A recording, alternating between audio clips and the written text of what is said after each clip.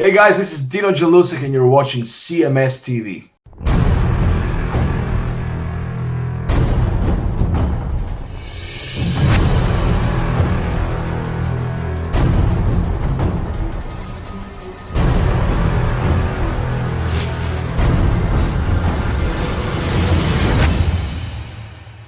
It's Wasp right here on your Classic Metal Show, doing a cover version of the Who classic, The Real Me, and kicking off the show tonight, Armored Saint with Can You Deliver? And the guy who delivers the funny most of the time, my good friend and partner, Chris Akin. What's going on there, Chris? What is up, sir? How we doing? I'm good. I see you're gearing up for Pantera. Got the I am. Graphic in the background, unless, of course, you have Dimebag there in the studio with you.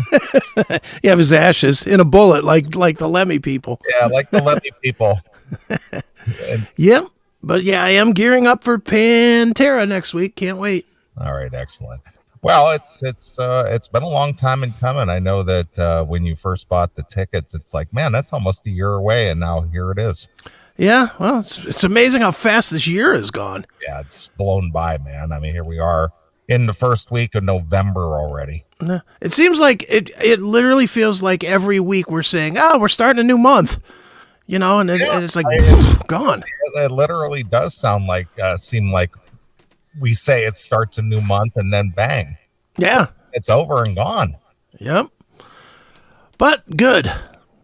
For the next 4 months, let's hope it is over and gone, because I hate these fucking cold ones. Well, I know I think most people do. I don't look forward to it myself. I had to do a little prep today, for the impending weather. I went out and put some new tires on the car today, right, to have good traction, So when I hit that snow and ice, I'm not all over the road.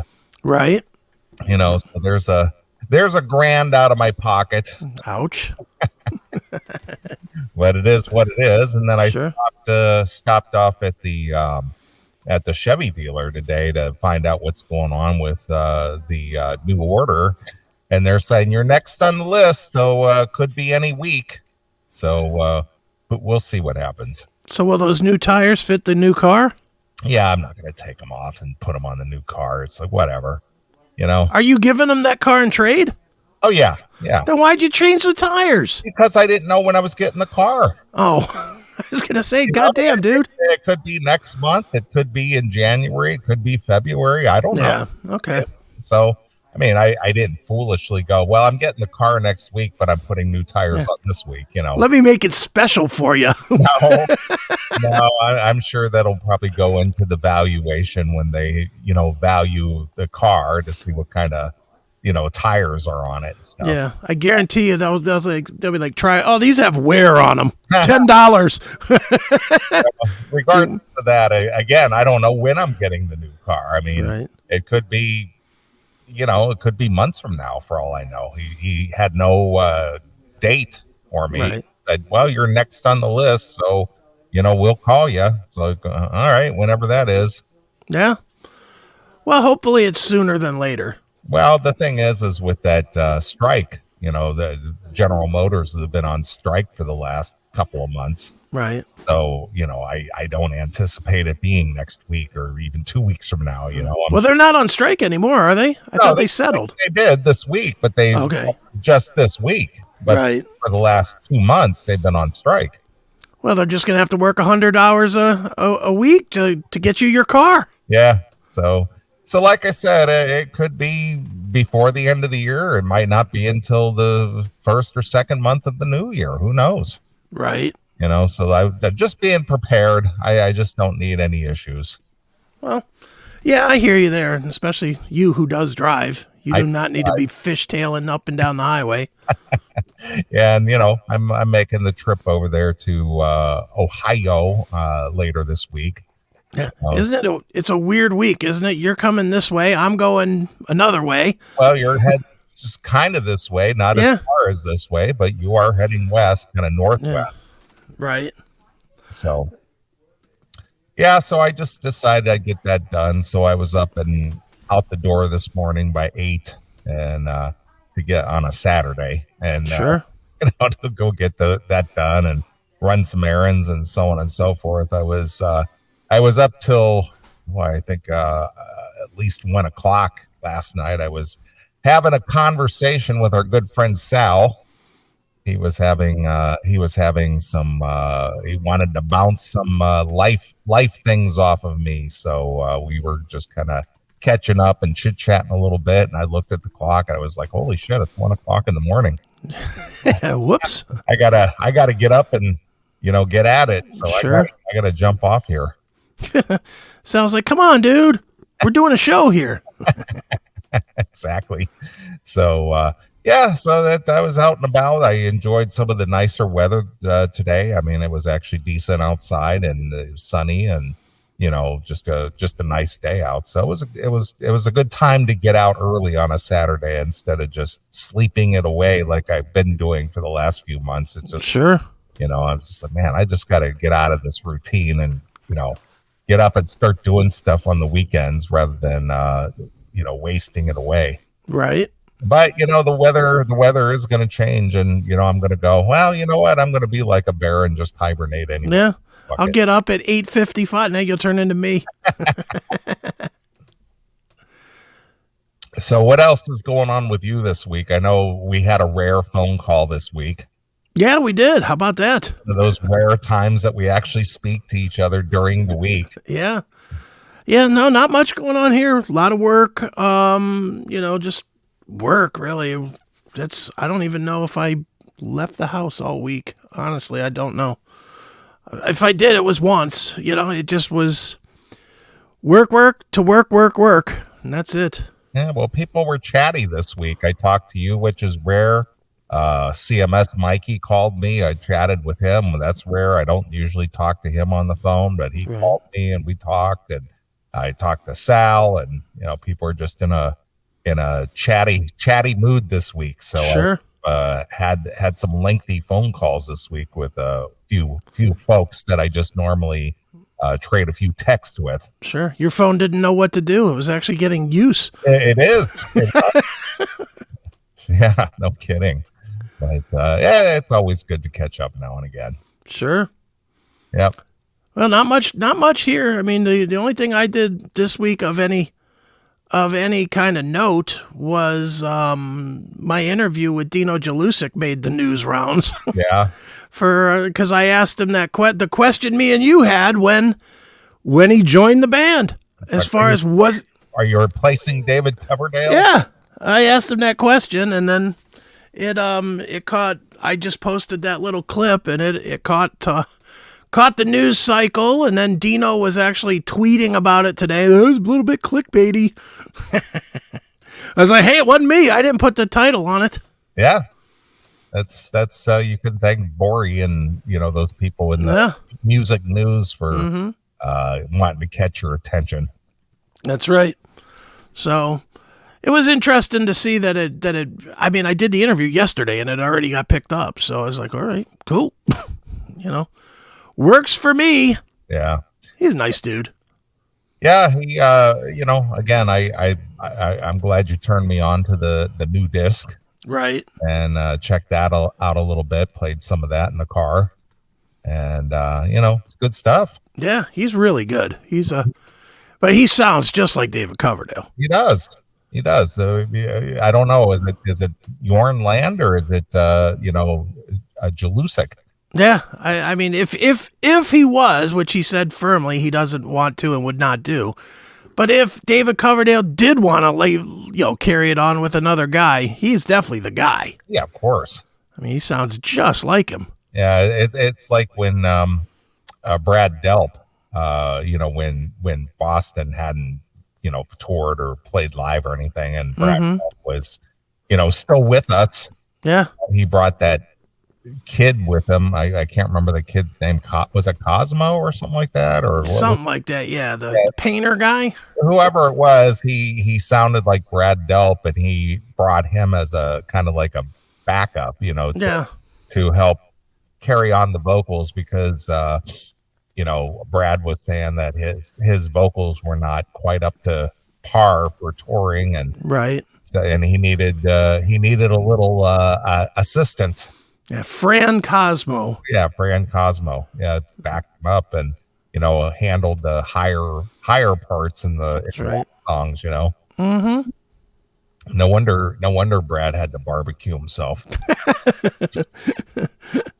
Out of shame that he wasn't the guy anymore. Yes, he goes, well, I my usefulness is done here.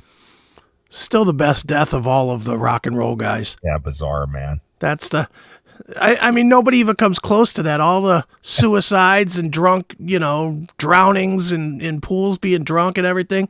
Nothing compares to fucking barbecuing yourself to death. Yeah, just light up a couple of hibachis and tape yourself into the bathroom and lay down in the tub.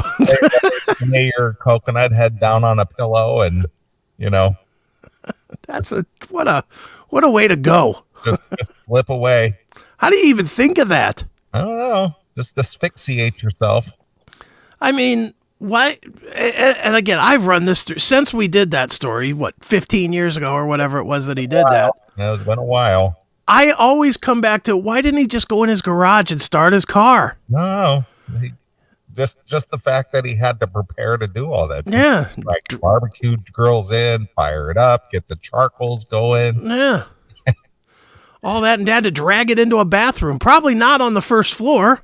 So he's probably dragging, these guys, they all have the big fucking stupid spiral staircase in their house. So he's probably dragging a grill up the fucking spiral staircase, and he has to go back down and get another one. Yeah. It's like, geez, man. And then you got to get the tape, and you got to tape the door, the tape the crack under the door, so you make sure you keep all that smoky goodness in there. That's right. Barricade the door so nobody can knock it down. Jeez. Wow. I mean, I remember, boy, we had a field day with that, but yeah, we did. Wow, it's still, and since you just brought it up, it's still unfathomable that somebody went through that process. Mm-hmm. Like, I'm gonna call it quits today, and this is how I'm gonna do it. Yeah. It really is amazing. Yeah, I mean, when it comes to suicides and deaths and things, probably one of the things that just goes through your mind. It's just like, how do you go to your basement and hang yourself like Mike Howe? Yeah. It's like, boy, I don't know, man. I just don't think I'd have the guts to do it. But again, I've never been in a mental state to where all hope is lost. Yeah. To where this just seems like the most reasonable thing to do. Mm-hmm. Well, I've been there once, as I've written about in my award-winning book, Little Victories. Right. And you get yourself into a weird fucking mental place where you just really are like, one more day is one too many. Right. But even then I pussed out. I'll openly, and I'm glad I did. But it really wasn't a thing of, I was too mentally strong or whatever. I was definitely mentally ready to be done. I just fucking didn't want to fuck up my kid. Yeah, I get you. That was really the only reason I'm here was because I knew my daughter would probably follow me, especially if she found the fucking mess in the backyard. My brain splattered all over the backyard or whatever. If she found it, she would have been fucking done. Right. And she probably would have picked up the gun and shot herself too. And I was just like, I can't fucking do that. Right. But yeah, I was definitely in the state. I get it. I get getting to that point. And, it's funny because I look back at it now and I'm like, what was I fucking thinking? I'm so much happier with now. Yeah. The best was yet to come. Yeah. I mean, but at that point, dude, there's something about depression, and I'll openly admit I was definitely depressed, and more to the point, I'm always an emotional person anyway. Like, I'm way more emotional than most people anyway. Mm-hmm. So the depression gets that much darker, and man, you just get to a point where you can't see any way out of it. Right. You look, you're like, because at that time, I mean, that was obviously when I was going through my divorce and my dad was, dying and everything else, and hadn't spoken to my family in 12 years. I mean, there was all kinds of bullshit going on in my life. But I can remember sitting there thinking, why would I wake up tomorrow? there's nothing good tomorrow. And I would have every friend that I had would be like, oh, dude, it's going to pass. It's going to pass. You did. How many times do you get on the phone with me and be like, dude, it's going to fucking pass? Yeah. It's just the shock of it right now. And it'll get better. It'll get better. You'll see. And I wasn't hearing any of it. I was like, fuck this. You know what'll pass? That bullet through my head. Right. And thank God I did not do that. But, yeah, I get it, sort of, I guess. I mean, I guess I don't get it all the way because I pussed out. But, yeah, depression's a real fucking thing sometimes, man. I imagine it is. So, well, that's why people tune in to hear us, because we just bring them out of their depression and make them all. Either that or make them feel better about themselves with our shitty lives. Yeah, the shitty existence. That's right. Yeah. It's just kind of funny. I mean, in the last, I'm going to say probably within the last 2 years. Yeah. Yeah. There you go. That is true in that time. Yeah. I was thinking about some of the situations that I had been involved with and how different my life could have turned out had I stayed on a certain path. You know what I mean? And, anywhere from being married and, sticking it out, longer than I should. But, I had enough something in me to say, I got to bail on this. I got to get out of this, And it was just like, man, what if I stayed married, and what if I banged out a couple of kids, and what if I did? It's like, man, I'd be working in a factory somewhere and, trying to pay for college and, all this other crap. And be miserable and never get laid. And you'd have been me for 23 years. And it's just like, man, things could have been totally different if I had a different mindset about it, or if I had couldn't think clearly enough to, save myself or whatever the case may be. And it's just like, man, I've been completely blessed with so many opportunities that I've taken advantage of. Sure.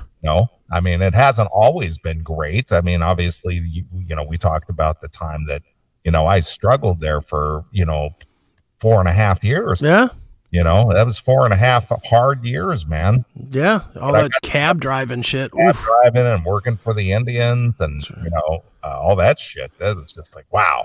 I can't believe that happened as long ago as it did. Yeah. I think your saving grace has always been, and I'm reading this a little because I don't know your entire life, but you don't seem to me as the kind that ever completely will open your emotions up to somebody else. Like you hold a strong piece of that back. Oh yeah. Where I totally look, I had seen Amy for a weekend and I was ready to fucking long distance date, and she's the one, it's like, I'd seen her for a fucking weekend and I moved Teresa in here after what? A week? Yeah, it's just impulsive. Yeah, I'm a totally impulsive, throw it all out there and, get burned that much harder because you do throw it all out there, where you've always kind of, you make them work to take one brick out of the wall at a time, but unfortunately, some of those bricks are made out of, diamonds that aren't going to break down. Right, exactly. So. Exactly. So, yeah, I take time. I'm kind of analytical about things. I try to see things from all angles, and see where things could trip me up, or could potentially be an issue. And head it off before it becomes an issue. Yeah. Where meanwhile, I'm like, you sucked my dick. I love you. Yeah. So, I'm just glad things worked out, good or bad. I mean, because everything adds to your life, whether it was a good experience or experience, because hopefully you would learn from that or not allow that to happen again. And, how does that old saying go? It's like, fuck me once, shame on you. Fuck me twice, shame on me. So, yeah. Like, let the same thing happen twice. It's just like, boy, don't you ever learn? Yeah, no, I'm with you there. I will say that is the one change I made. I will never, ever, ever get into that kind of a relationship again. Never again am I going to that to moving somebody in, living with somebody. Fuck that. No. No, because I look around my place and, obviously I just kind of come and go when I want, and I don't have to sit there and be concerned about, checking in with somebody or, having to explain myself or where have you been? Yeah. Nope. One of those things. It's like, boy, no, I don't think so. Yeah. Me either. I get up, I go, if I pack up, I put a bag together and I'm out the door for a couple of days if I want to. And I'm like, when are you coming back? Where did you say you were going? Who were you hanging out with? What were you doing? See, you're missing all the questions that you'd really be asked, though. Those aren't the questions you'd be asked. The questions that you would be asked are, why can't I come with you? Because you're not invited. Yeah, because you're not you're part of the problem, not part of the solution. I am the solution. You are the problem. Right, of course. Of course. So yeah, that's so good times, I'm just glad things are the way that they are. I'm just grateful all the time, It's, hell yeah. Especially when I have those conversations with friends, whether it's you or Mikey or Sal or whomever, and I'm gonna be seeing several people next week. A lot of people are very excited about the whole docking coming to Warren because our good friend George Mahalovic, he's going to come up from the Pittsburgh area, right? And a couple of people from Akron are coming over, and Mikey and his family are coming out, and so it's just hey man, I'm coming out to the show. Yeah, there you go. Yeah. So going to be entertaining some folks out that way. Sure, that'll be fun. Yeah, so it'll be like old home week. Hell yeah. And of course I won't be there in Ohio. I'll be somewhere else. Yeah. Circumstances. That's right. Yeah, it's something that you've been looking forward to, and I'm just gonna be curious as to whether you actually stay for Metallica or if you bail. Yeah, I mean, if you asked me today, I'm bailing. If you ask me right at this minute, the plan is see Pantera in the car by 9. Okay, that is the plan as of today. Now, I know once I get there and I get into the environment of it, and especially after I watch an hour of just straight up metal, I'm probably going to have that, well, let's just see a couple of songs from Metallica. Sure. And then it'll turn into staying for the whole set and going across the street to the hotel or whatever. But Right. We'll see. Well, the setup, again, I have the only thing that I've seen are some of the videos that you showed. What is Pantera's setup on that stage? Are they all over the stage too, or are they? They can be. Yeah, I mean, I've seen video of them walking all over the stage. Respect walk all around the stage. so they're kind of spread out too. They do the spread out thing. Mm-hmm. Yeah, the only one that I've seen that doesn't seem like he spreads out too much is Wolfie's crew. Okay. Wolfie's crew all kind of stands in one place and plays, because Wolfie doesn't want to move. But so where's the optimum place on the stage to where everybody can see you? Because that thing is so massive. It's just like is there an optimum place? See, I think the answer is nowhere. I think no matter where I think the optimum place might be the snake pit in the middle, because then you can at least turn all the way around and see. Right. See whoever you want to see, but no, what I mean is for the performer. I'm talking about. I have dude, I don't think there is. I mean, from the way it looks, from me looking at it, they set up microphones every 50 feet or something.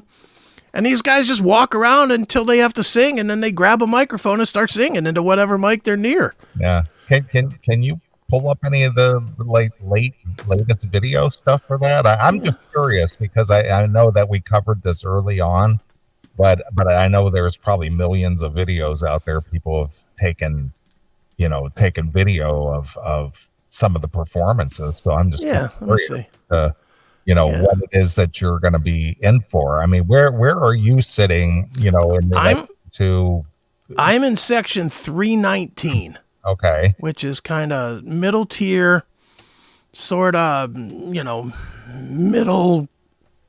back, like 10 rows or something. All right. Not great, not horrible. But I'm here. This will be a present. Let's just go to this, and I'll present, share screen, Metallica. All right, let's go to full screen here. All right, so here's the set. Here's them playing.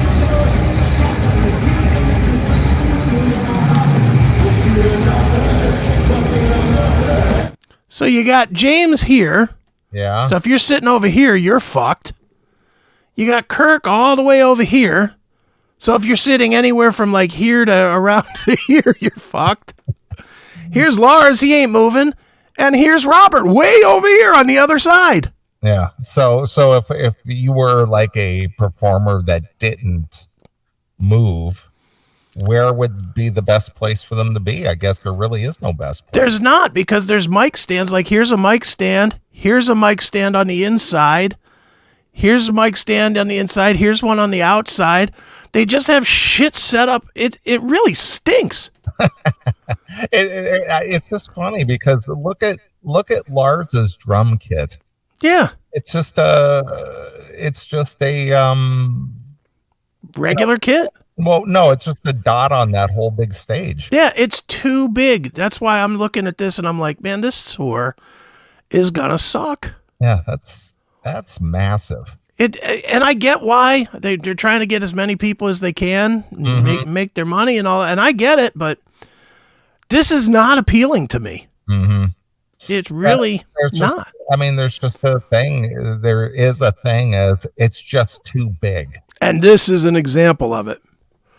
Well, you know what would have made this better is if they somehow, instead of having these fucking things up here, these whatever you call these round screen pole things. Yeah, the scrims. They should have had some kind of a round, all the way around screen, like a giant screen. Mm-hmm. So that if you can't see because you're stuck up here in the fucking boonies on the backside of the stage somewhere, you could watch the show. Mm-hmm. You can't watch. I mean, what if you were with Hetfield being right here in the front here? If you were on the other side of that, you ain't seeing dick. We've been watching this for 2 or 3 minutes, and Robert is finally going over to that side a little bit right now. But there hasn't been anybody up on these fucking steps. Yeah. So you ain't seeing nothing. Right. It's just, I don't know. It just doesn't look very fun to me at all. Mm. Now, maybe it will be. I don't know, but. Okay. Just curious. Now, in contrast, as far as like big shows are concerned, pull up, can you find some video of Taylor Swift? Because her show was massive. Sure. And let's see what she did differently that, people were happy with the setup, even though it was gigundous. Oh, let's see. I gotta stretch this out a little bit. Taylor. That's her show was massive. 2023 live. Let's find her show. Let's find just some regular old video of it. Yeah. All right, let's see. Present. Share screen. Taylor Swift. And boom. Wait a minute. There we go. So there's her screen, or her set, but it's all in one, it's kind of horseshoed, which is better. Right. I can blow it up full screen. Her set, that stage, much better. Much better, because you can see everything. Yeah, and plus she's got the big backdrop screens. Yeah, so you can see those if you can't see. First of all, they're all, so it seems like they're all kind of in the middle here. Mm-hmm. So you can kind of see them. No matter where you are in this venue, but if you can't see, unless you're in these shitty seats over here, like behind the stage, you can see these big screens. Yeah, look at those big pyrotechnic flames she's got. Yeah, she got all kinds of shit going on. Holy shit. Yeah, I would much rather see. I would rather see Metallica on this stage than on their stage. Right. This stage much better. Yeah, these shows are just massive. Yeah. Yeah, And I don't think you could enjoy the Taylor Swift show being on the floor. no, I don't think so. You'd be looking up the whole time. Yeah, and you can't really see the effects because you're on the floor. Yeah. Because I guess that stage kind of changes colors and shit. Yeah.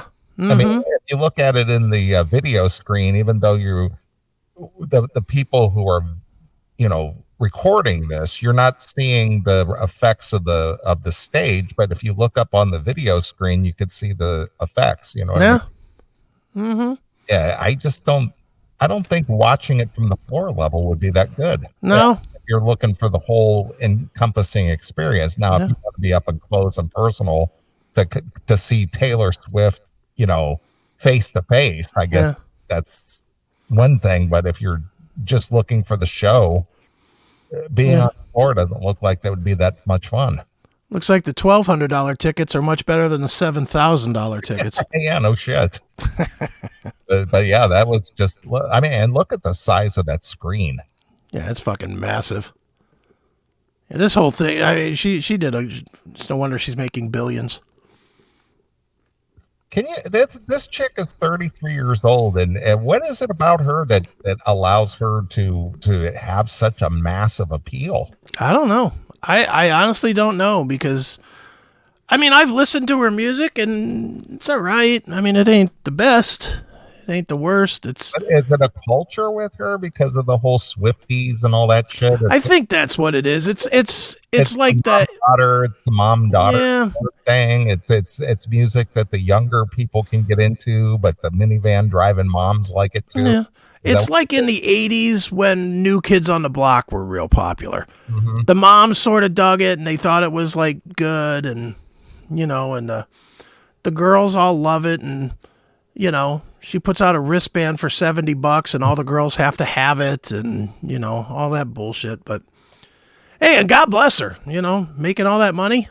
Good for her. Whoever marketed her and came up with this whole stage scheme and all the the technology that went through it and behind it. Right. That's the NFL superstar Taylor Swift. Not wrong. But that's fucking amazing though. Yeah. Yeah. I mean, she's got kind of like everything going for her. The little kids love her. The moms like her. She's fuckable, so the dads are willing to look at her. So, I mean, just from all levels, she hits all the marks. Yeah. Now, see, this is from the crowd view. Yeah, see, and that stinks. It stinks. I don't think I'd enjoy that. Yeah, especially at $1,200 a ticket or whatever. And you're if you're not tall or something, and you're trying to stand on your tiptoes to see what's going on up there. Yeah. That just doesn't look like a fun experience. Look, they got another. Did you see up there? They got another screen on the back too. There it is. Yeah, right up there. They got another screen up on the back so that the people in the shitty seats can see too. Yeah, this is just well done compared to the Metallica. Yeah, the Metallica is just fucking garbage tour. What's amazing to me is look at this guy over here on the right with the glasses on. Did you see that? Yeah. He's really grooving to Taylor Swift. They love it, dude. I don't think I know one Taylor Swift song. I think the only song that I know is the one that made the rounds with the parody about what is it? Get Over It or something, or yeah, Shake It Off, or Shake It Off. That's the only song I think I know. Yeah. I don't know any of her music really. I mean, I've heard it, but I've never really invested in it. It's just generic to me. Yeah, well, it is. It's just pop music. No. Look at this guy. He's all into it. He loves it. He's like, yeah. What's this chick? Is that his daughter pulling on him, or what the hell? I don't know what's going on there. Holy shit. She just sent him away. Beat it, fuck stick. Well, there you are. I thought the comparison between the two big shows. Oh yeah. Thing, Mm-hmm. And that's what you're going to get. Metallica on that big round stage. Yeah, and that's why I'm thinking I'll be home by midnight. I am just not, and staying in Detroit for an extra day, that's just not in the cards. Yeah, what are you going to do? Just, go barricade the door so I don't get killed. And what else are you going to do in fucking Detroit? Yeah, no shit. What is there to see in Detroit? The fucking Motown Museum, which I've already seen. The Joe Louis fist. Yeah, great.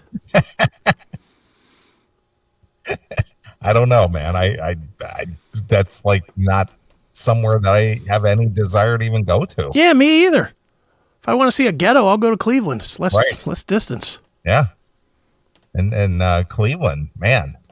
I mean, the last couple of times I've been there, I was just shocked at how much of a ghetto it is. Yeah, it's fucking dangerous down there. Yeah, they got that casino down there. Yeah, whatever. The casino. It'd be nice if it was like a casino, but it's not. It's exactly what it is, a casino that they wedged into a department store. Yeah, no kidding. It's not even like a real casino. Fucking sucks. It's not like, look, the Roxino's a better casino than the Jack. Yeah. Jack is shit. The Jack. That's what it should be called, the Jack shit. Jack shit, yeah. Ain't Jack shit. Because it's a fucking garbage casino. Yeah. And then, of course, you got that, they got that stadium right there, just plastered right downtown there. Yeah. It's doing nothing. Yeah. It's like, I don't know, man, just depressing.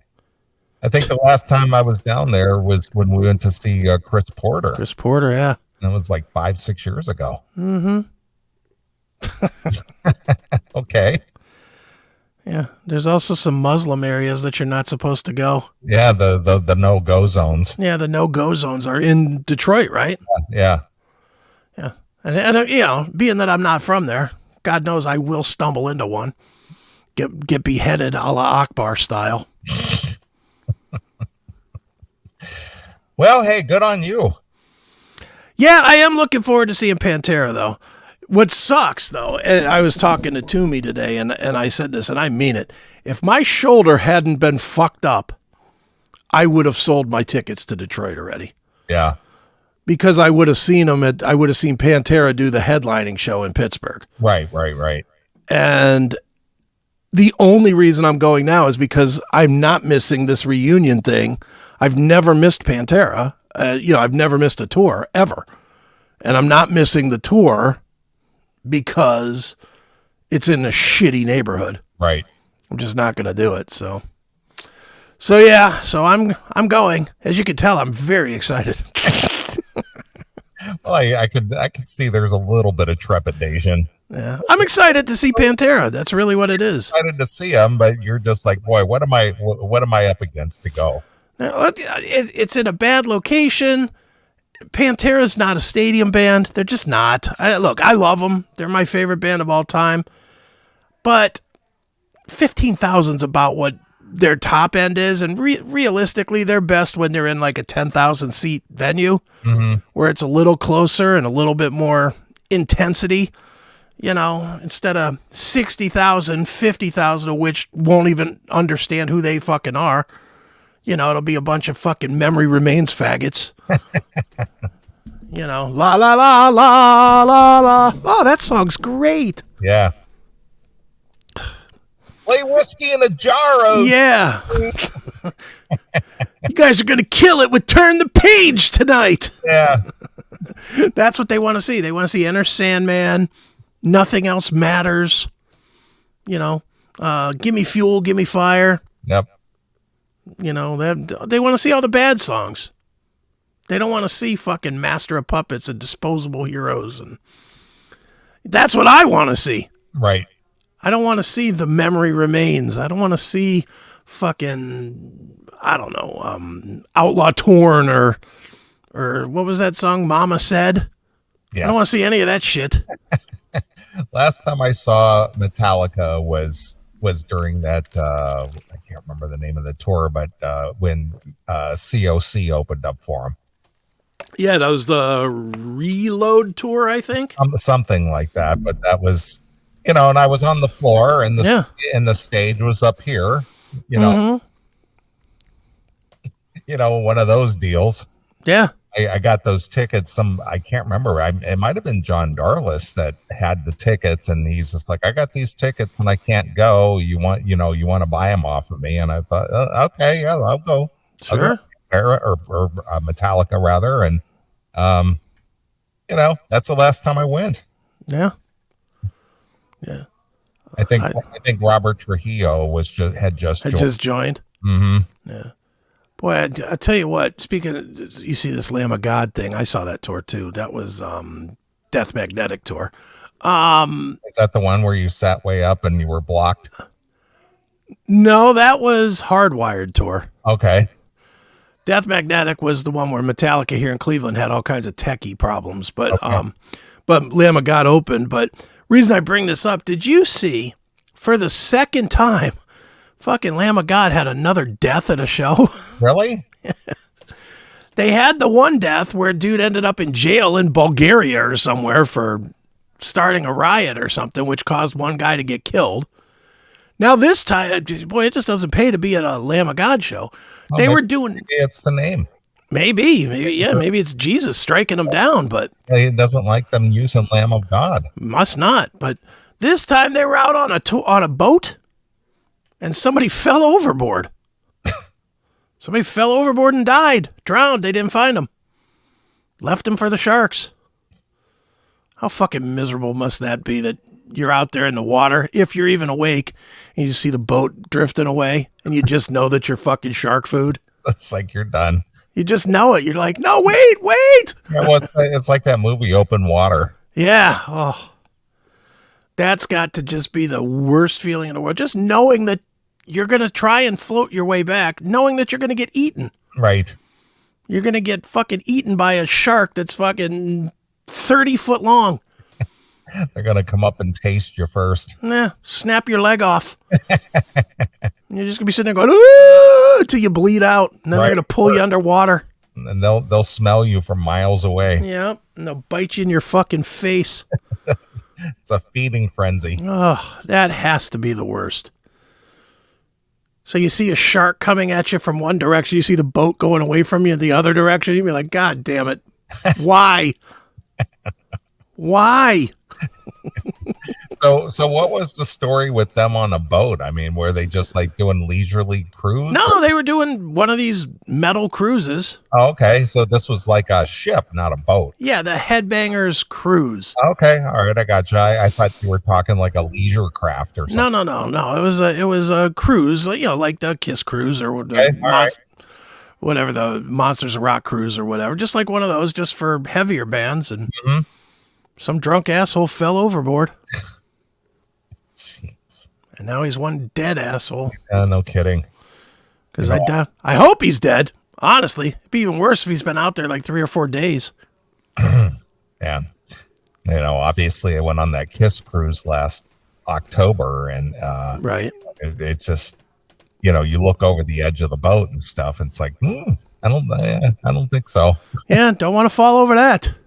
It's like, all right. So it's like, I don't think so, but yeah. No, I hadn't heard that, but wow. Yeah, 2 deaths. So they're pretty sure the guy fell over, or he just didn't come up missing, or what? You know what? The article seemed very sure that he fell over, but they're not saying much. I got a feeling it was some drunk idiot running around. Of course. And fell off the fucking edge. Just banged into the edge and fell over or something.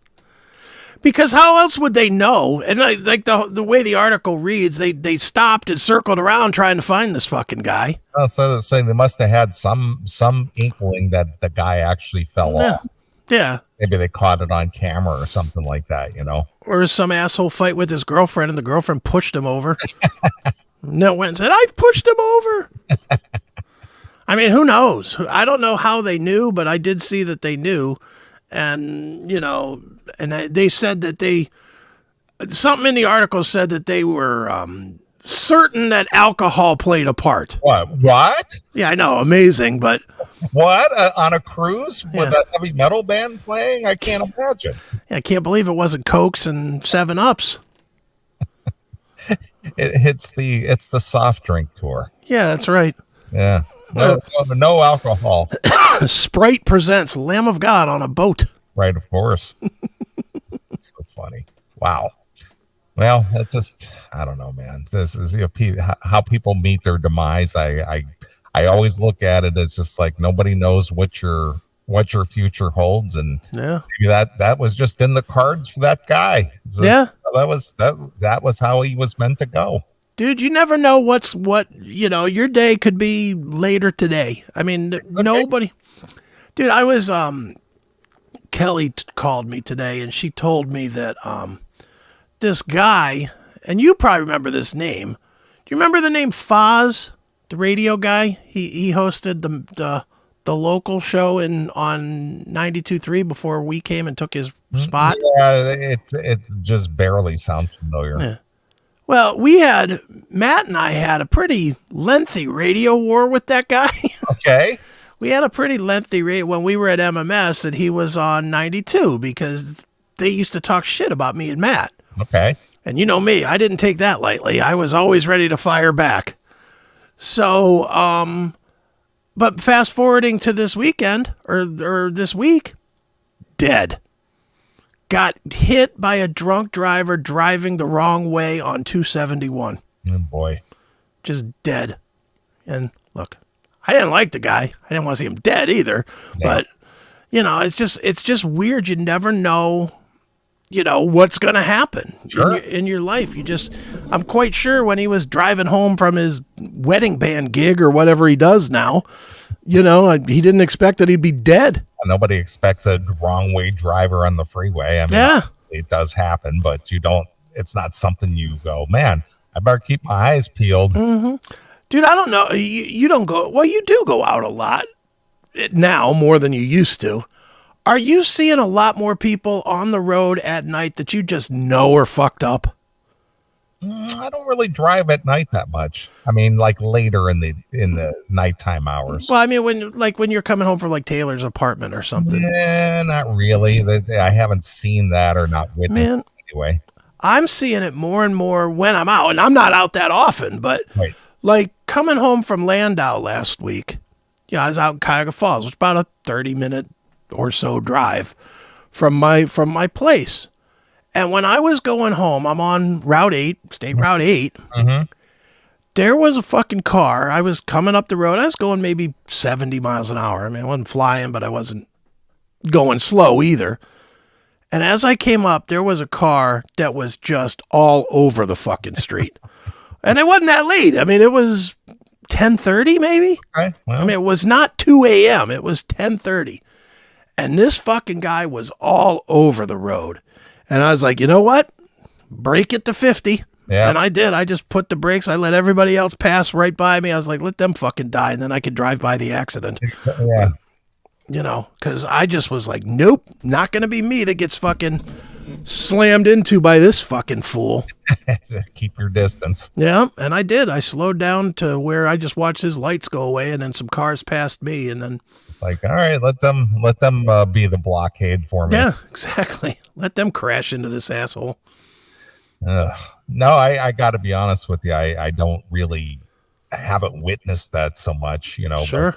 But then again, I'm not out that late, that often, but in the times that I have, I can't say that I'm seeing people fucked up or anything. So, right. I don't know. It's crazy. It's crazy time, man. It is crazy time, but I don't know. And real quick here, and we'll wrap up this segment, but sure.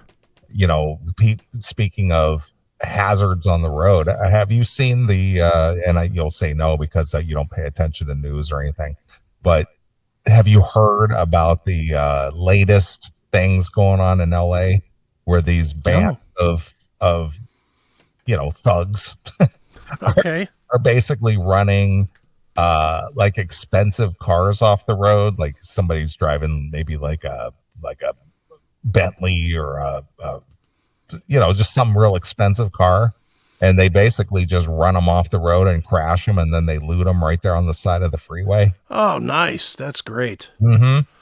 And then people wonder why I carry my fucking pistol with me all the time. I know, but I mean that's you know, that's the new smash and grab now. You know, great. Over in Rodeo Drive and the higher end, you know, shopping districts, you know, they were just plagued with these smash and grab deals. You know, like on Rodeo Drive and stuff. Now they're, you know, basically running expensive cars off the road and looting them off. They jump out of a van, and of course they got their hoodies on and stuff, and they're run up to the car with like hammers and crowbars and stuff and start smashing out the windows. Great. And rob the driver or whatever else they can get in the car, and then they have a chase car that's ready to, you know, take off. So that Jesus Christ! I mean, it's a whole coordinated effort. I'm glad I drive a 10-year-old car then. Don't have to worry about that. You got to worry about that. Yeah, with your new car. Yeah, no shit. Now the only news I saw, and I'm gonna put it on the screen. Our illustrious president has no problems just straight lying to us. Well, that's nothing new. This fucking guy, but he puts it in print. It's one thing that he's a lying piece of shit. It's another thing to put it in print. Look at this shit. I'll put it on full screen so you can see it. I guess I didn't make any change. This came out maybe an hour or two ago. The unemployment rate has been below 4% for 21 months in a row, the longest stretch in more than 50 years. But here's the one that's the real kicker.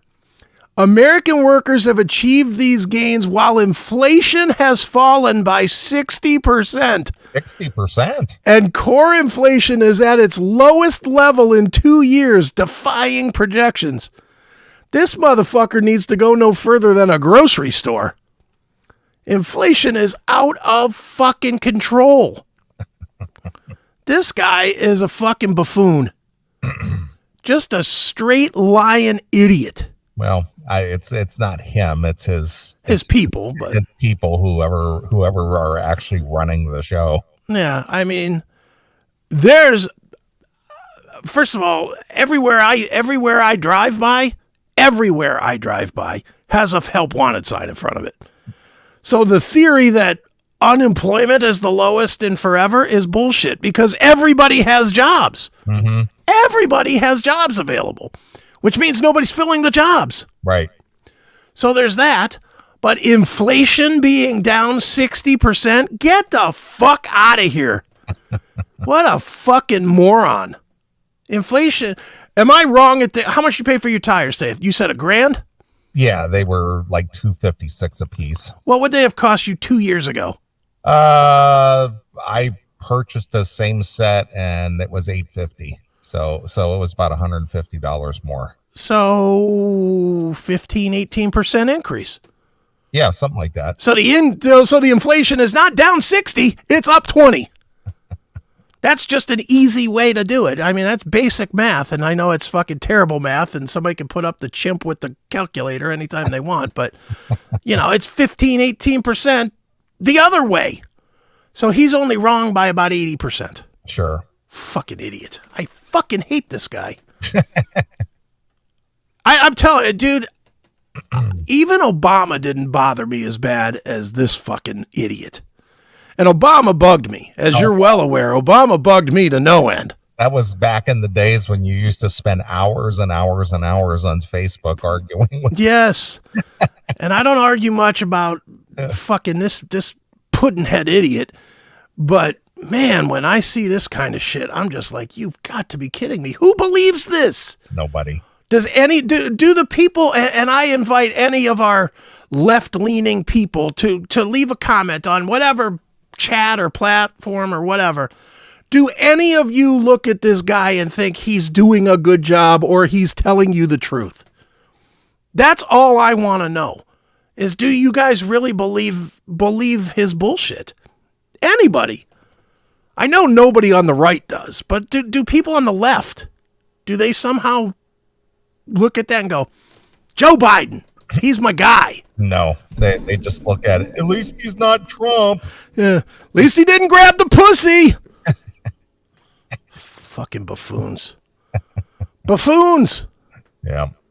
Well, that's unfortunate the way things are these days. I know. And then they wonder why the fucking everything in the streets and everything else is all fucked up. Oh yeah, things are terrible out there as far as law enforcement and crime running rampant in the cities. Yeah, it's crazy. It's bad news. Yep, it sure is. But anyway, that's our political segment for the night, folks. Don't everybody calm down. We're not going to do a politics show tonight. I hate this stuff. I'm going to tune out. Calm down. We're not going into politics. And even more calm down. It was me that brought it up, not Neeley. So throw your daggers at me today. It's fine. I don't want to hear this. Yeah. I know. All right. Well, I say we take a break. All right. Sounds good. I'll let you pick a tune. All right. I am going to pick something we have never played on this show before because I only discovered this band yesterday. Okay.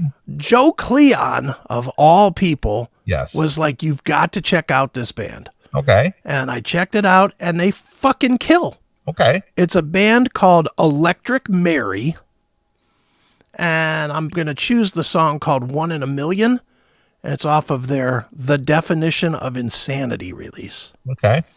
So they've actually been around for like 10, 12 years or so. What I was just going to ask is these guys have been around where they have a catalog? Yeah, they do. They have 4 or 5 records out there and but just really good, kind of in that Dirty Honey sort of a vein, but a little more dirty rockish. Okay.